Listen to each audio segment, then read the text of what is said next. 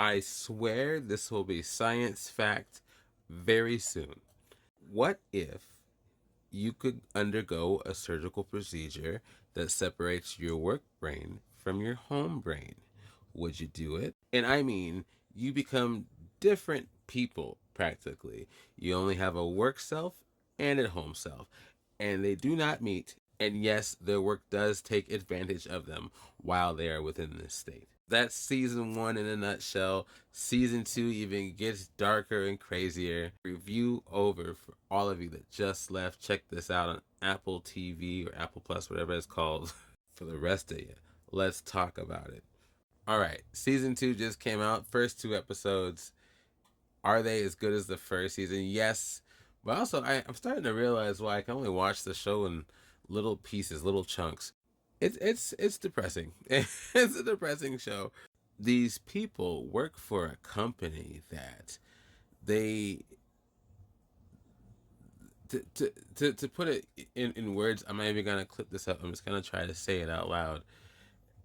They kind of come off almost like uh, a dark religious movement more than a company. And you only really would know that if you worked within the company. But the problem is their brains are separated. So they get to see things inside the company that they can't tell their brains to see from outside the company. Does that kind of make sense? There's a lot of psychological abuse here that in some ways just feels more, I don't know, more oppressive than I would have imagined. But that also helps you root for the characters that much more. You root for this character, you root for his three friends, you want them to succeed, you want them to break out of this condition, you want them to defeat this company, you want this company to go down. The enemy here is very strong, and the people that are twisting and turning within the winds of this enemy are also, they feel like it's such an uphill battle. It's I don't know how any of you feel right now, especially, but there is a sense of powerlessness and wriggling that it's almost too much to bear at times.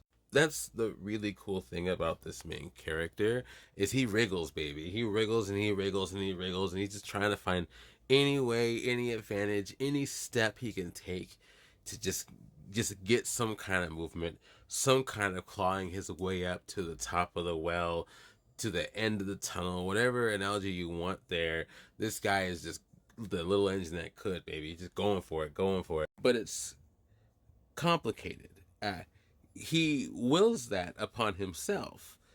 Uh, in the first season, definitely. And in the second season, yet again, he does. But it's, without ruining too much, his goals are a bit more solid and heroic and impersonal. He's got a reason for it. Really strong this time. Very well done. The ambiance is perfect. The details are exquisite. It's deep. It's terrifying in certain ways. It's funny. It's kooky. It's got a bit of action in there, a little bit of a mystery, and kind of a almost video game like adventure. It covers a lot of bases. In some ways, I would call this the perfect TV show. It's up there for sure.